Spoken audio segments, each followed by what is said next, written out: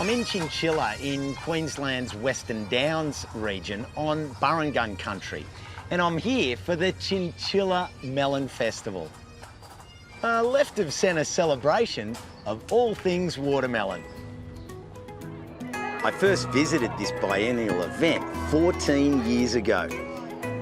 It was started by struggling melon farmers during a bad drought in the 90s to help revitalise the community spirit of the town they love. But before I show you around this year's festival, I'm catching up with Daryl and Terry O'Leary, father and son watermelon farmers, who I first met back then. They've been growing out here for a seriously long time.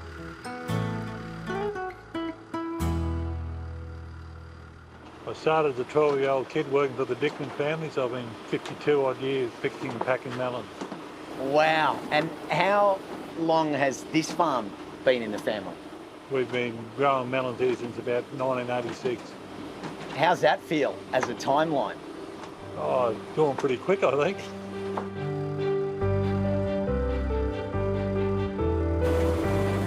Daryl is one of the founding members of the festival.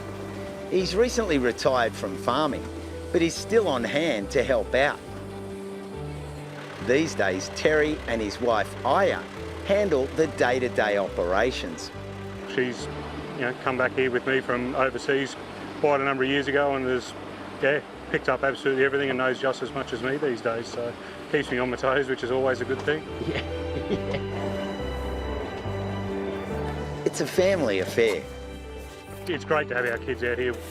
They're getting to the age now, teenagers, they can come out, they can learn just like I did at the same age. The girls do all sorts of jobs around the farm, including packing and weighing. Hopefully they'll be able to carry on the tradition. You know, I can feel the heat on these as they're rubbing past me, like from being in the sun. Yeah, melons are a desert plant, watermelons, a lot of people forget that. They do love, a free draining soil, they love heat.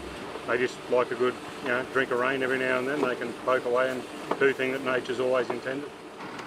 This region is unique because local rainfall is about 700 millimetres a year. This is an amazing bit of tech that's going on here, but it's got to be run by humans. No robots yet. So you can see out there, we've got the 4 guys down there picking away.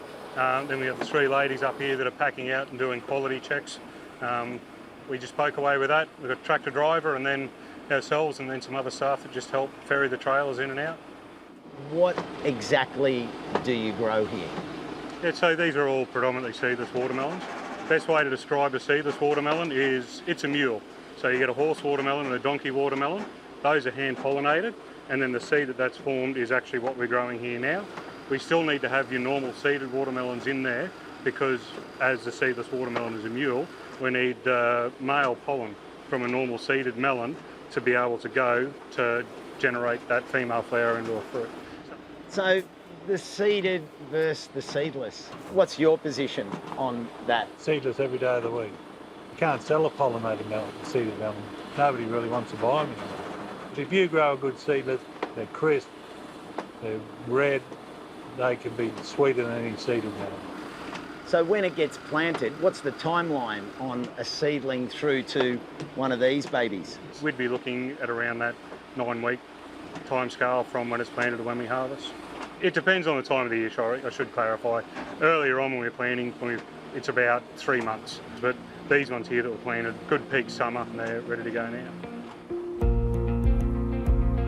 Across acres and acres of flat green vines, they're currently sending out truckloads a day. How long does it take, for example, to get a melon like this from Chinchilla to the customer? This will all be going out on a truck at 2 o'clock today, and it'll be hitting a major retail distribution centre about 2-3 o'clock in the morning. From there it'll get sent out to all the stores and it'll be cut by their staff and put on the shelf.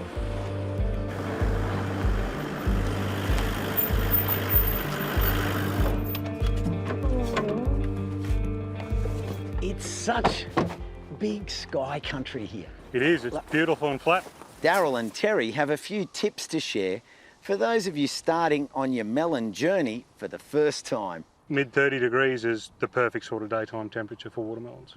Depending on your soil type, don't overwater them. Make them work hard early so you get a big root system, then they won't need as much water later on. You know, I'd really encourage anyone, if you want to give it a go, make sure that you've got plenty of space and some really good free draining soil as well. When you got a melon growing, it can be really hard to tell from the outside when it's ripe. But fortunately, Daryl's got a foolproof technique that he swears by. I tap them with my hand, with the open hand, not your fist like a lot of people do. So that melon there, he wouldn't be far off the job, I wouldn't think. So, That's it. and then this one? Yeah, he's green as. Oh yeah, that's a much higher pitch. Yeah.